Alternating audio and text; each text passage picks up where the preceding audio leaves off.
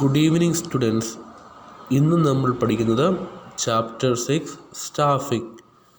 Management പ്രക്രിയയിൽ ആസൂത്രണവും സംഘടനയുടെ ഘടനയും തീരുമാനിച്ചു കഴിഞ്ഞാൽ അടുത്ത നടപടി സ്ഥാപനത്തിലെ വിവിധ സ്ഥാപനങ്ങളിലേക്ക് അനുയോജ്യരായവരെ കണ്ടെത്തി നിയമിക്കുകയാണ്. ഇതിനെയാണ് സ്റ്റാഫിംഗ് അഥവാ ഉദ്യോഗവൽക്കരണമെന്ന് പറയുന്നത്. സ്റ്റാഫിംഗ് എന്നത് ആളുകളെ ജോലിക്ക് നിയമിക്കലാണ്. ആവശ്യമായ മനുഷ്യവിഭവശേഷിയുടെ ആസൂത്രണത്തിലൂടെ ആരംഭിക്കുന്ന ഉദ്യോഗവൽക്കരണ പ്രക്രിയയിൽ recruitment, selection, training and development, placement, compensation തുടങ്ങിയവ ഉൾക്കൊള്ളുന്നു. The term staffing is concerned with the recruitment, selection, placement, training, growth and development of all the members of the organization. Placing the right person on the right job at the right time is called staffing. Next one, importance of staffing. Competent personnel. Staffing helps to find out competent persons for various jobs. ഒരു ജോലി ചെയ്യാനായിട്ട് അനുയോജ്യരായവരെ കണ്ടുപിടിക്കാനായിട്ട് staffing സഹായിക്കുന്നു. Higher performance by placing the right person on the right job. Performance കൂട്ടാനായിട്ട് സഹായിക്കുന്നു. Survival and growth of the business by providing proper training and development to the future managers. Training and development വഴി കൂടുതൽ growth achieve ചെയ്യുവാനും ബിസിനസ്സിനെ സഹായിക്കുന്നു. Optimum utilization of human resources and job satisfaction. ഇത്രയുമാണ് importance of staffing. First one, competent personnel, higher performance, survival and growth, optimum utilization of human resources and job satisfaction. അടുത്തത് features of staffing. Important managerial function. All other managerial functions such as planning, organizing, etc. depend on manpower. Hence, it is very important. Next, pervasive. Managers at all levels and in all organizations perform staffing function. എല്ലായിടത്തും എല്ലാ ലെവലിലും സ്റ്റാഫിങ്ങിൻ്റെ importance ഉണ്ട്. അടുത്ത് it's A continuous. It continuous through out the life of the organisation. Staffing as A part of human resource management. Proper management of human resource in an organization is called human resource management. This duty will be performed by a separate department which is called labor department or human resource department. The various duties to be performed by an HR department is given below. ഒരു ഓർഗനൈസേഷൻ്റെ അകത്ത് human റിസോഴ്സിനെ പ്രോപ്പറായിട്ട് manage ചെയ്യുന്നതിനെയാണ് human resource management എന്ന് പറയുന്നത്. ഇതിങ്ങനെ human റിസോഴ്സിനെ manage ചെയ്യാനായിട്ട് ഒരു separate department form ചെയ്യുന്നു. അതിനെയാണ് ഹ്യൂമൻ റിസോഴ്സ് ഡിപ്പാർട്ട്മെൻറ്റ് എന്ന് പറയുക. ഈ HR ഡിപ്പാർട്ട്മെൻറ്റ് ചെയ്യുന്ന പല ഡ്യൂട്ടീസ് ഏതൊക്കെയാണെന്ന് നമുക്ക് നോക്കാം. First one, recruitment, search for qualified people. 2, analysing jobs and collecting information about jobs. 3, developing compensation and incentive plans.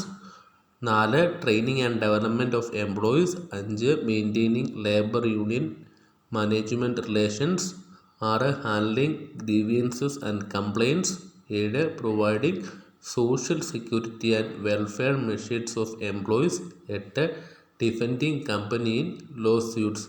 ഇത്രയുമാണ് ഒരു HR ഡിപ്പാർട്ട്മെൻറ്റിൻ്റെ ഡ്യൂട്ടീസ്. ഇത്രയും കാര്യങ്ങളാണ് ഒരു HR ഡിപ്പാർട്ട്മെൻറ്റ് ഒരു ഓർഗനൈസേഷൻ അല്ലെങ്കിൽ ഒരു കമ്പനിക്കകത്ത് പെർഫോം ചെയ്യുന്നത്. Evolution of human resource management. Human resource management has replaced the traditional concept of labor welfare and personal management. The concept of human resource management was developed as a slow process which involves the following stages.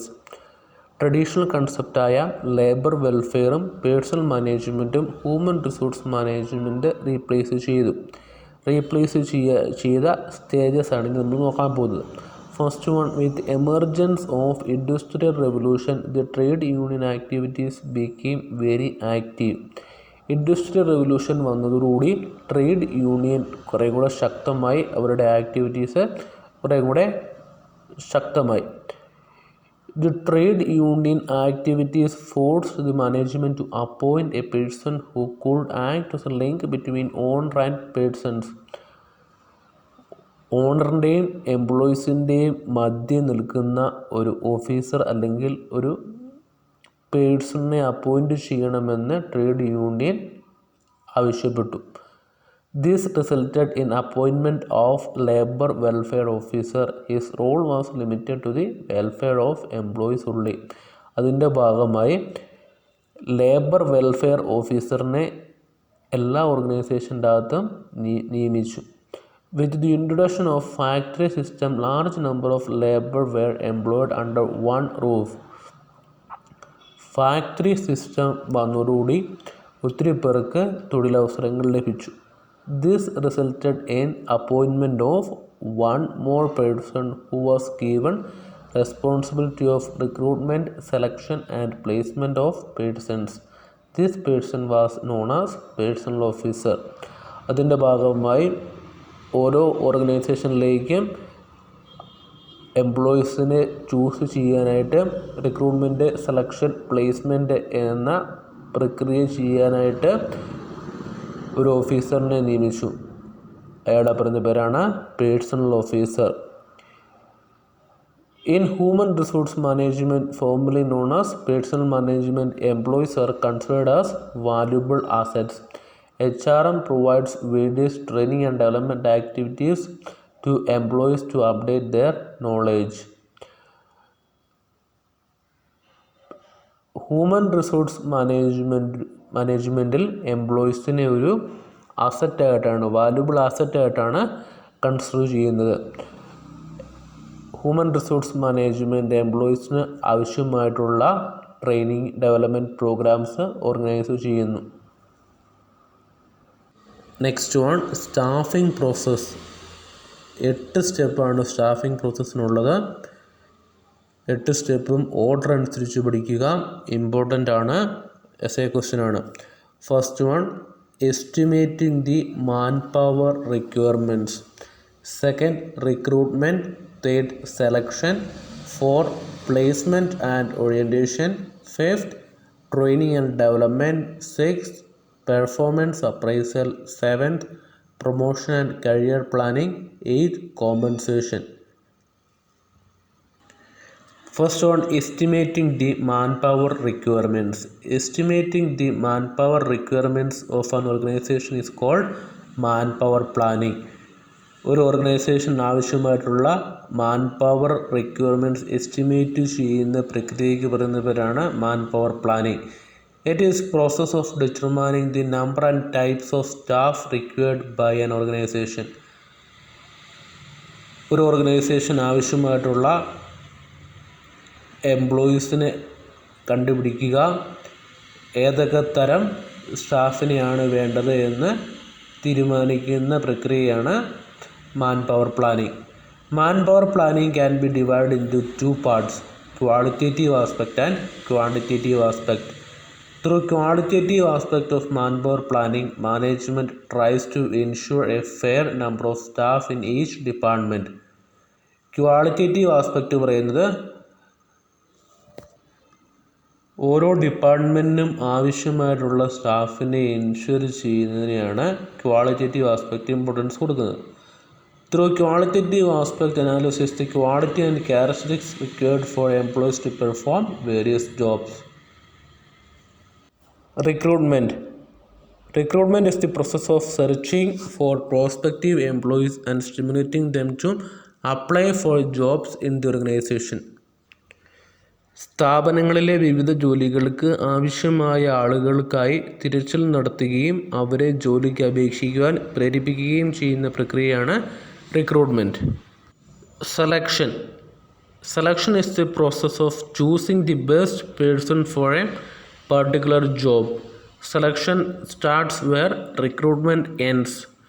Selection is the negative process as it involves rejection of unsuitable candidates. റിക്രൂട്ട്മെൻറ്റിലൂടെ സൃഷ്ടിക്കപ്പെട്ട ഉദ്യോഗാർത്ഥികളുടെ കൂട്ടത്തിൽ നിന്നും ഏറ്റവും അനുയോജ്യരായവരെ കണ്ടെത്തുന്ന പ്രക്രിയയാണ് selection. Placement and orientation. തെരഞ്ഞെടുപ്പ് പ്രക്രിയയിലൂടെ കണ്ടെത്തുന്ന ഉദ്യോഗാർത്ഥികൾക്ക് നിയമന ഉത്തരവ് നൽകിക്കൊണ്ട് ജോലിയിൽ പ്രവേശിക്കുന്നതിനുള്ള അനുമതി നൽകുന്നു. ഇങ്ങനെ തിരഞ്ഞെടുക്കപ്പെട്ട ജീവനക്കാർക്ക് ജോലിയിൽ ഏർപ്പെടുന്ന പ്രവർത്തനമാണ് പ്ലേസ്മെൻറ്റ് എന്ന് പറയുന്നത്. പുതിയതായി നിയമിതരായ ജീവനക്കാരെ സ്ഥാപനത്തിലെ മറ്റ് ജീവനക്കാർക്ക് പരിചയപ്പെടുത്തുകയും അവർക്ക് സ്ഥാപനത്തിൻ്റെ നയങ്ങളും നിയമങ്ങളും മനസ്സിലാക്കി കൊടുക്കുകയും ചെയ്യുന്നതിനെയാണ് ഓറിയൻറ്റേഷൻ എന്ന് പറയുന്നത്. Training and development. ഏതൊരു ജീവനക്കാരനും ഒരു മികച്ച ഉദ്യോഗ ജീവിതം പ്രതീക്ഷിച്ചുകൊണ്ടാണ് ജോലിയിൽ പ്രവേശിക്കുന്നത്. ഇത് സാധ്യമാക്കുന്നതിനുള്ള സാഹചര്യം ഓരോ സ്ഥാപനത്തിലും സൃഷ്ടിക്കേണ്ടതുണ്ട്. ഇതിനുള്ള ശരിയായ മാർഗം ജീവനക്കാർക്ക് ആവശ്യമായ പരിശീലനം നൽകുക എന്നതാണ്. സ്ഥാപനത്തിൻ്റെ തന്നെ പരിശീലന കേന്ദ്രം വഴിയോ പുറത്തുള്ള പ്രത്യേക പരിശീലന ഏജൻസി ഉപയോഗപ്പെടുത്തിക്കൊണ്ടോ ജീവനക്കാർക്ക് പരിശീലനം നൽകാവുന്നതാണ്. പരിശീലനം ജീവനക്കാരെ പ്രചോദിപ്പിക്കുകയും അവരുടെ കഴിവുകൾ ശക്തിപ്പെടുത്താനും സഹായിക്കുന്നു. The aim of training is to increase one's skills and abilities to do a particular job, whereas development aims at the overall development of a person and equips him to handle higher jobs of the organization in future. Performance appraisal. Performance appraisal means evaluating an employee's current or past performances against certain predetermined standards. പരിശീലനത്തിന് ശേഷം ജോലിയിൽ പ്രവേശിക്കുന്ന ജീവനക്കാരുടെ പ്രവർത്തനം വിലയിരുത്തുന്നതിനെയാണ് performance appraisal എന്ന് പറയുന്നത്. മുൻകൂട്ടി നിശ്ചയിച്ച ചില മാനദണ്ഡങ്ങളുടെ അടിസ്ഥാനത്തിലാണ് വിലയിരുത്തൽ നടത്തുക. Promotion and career planning. Promotion refers to the shifting of an employee from a lower position to a higher position with higher status, greater responsibilities, better facilities and better pay. Next, compensation. Compensation refers to all forms of pay or reward given to the employees. It is reward for the efforts of employees. എല്ലാ സ്ഥാപനങ്ങളും തങ്ങളുടെ ജീവനക്കാർക്ക് ന്യായമായ പ്രതിഫലം ഉറപ്പു നൽകുന്ന കൂലി ശമ്പള പദ്ധതികൾ ആവിഷ്കരിക്കേണ്ടതാണ്. ഇങ്ങനെ 8 സ്റ്റെപ്പ് ഉൾക്കൊള്ളുന്നതാണ് staffing process. First one, estimating the man power requirements. Second, recruitment. Third, selection. Fourth, placement and orientation. Fifth, training and development. Six, performance appraisal. 7, promotion and career planning. 8, compensation. Okay, thank you.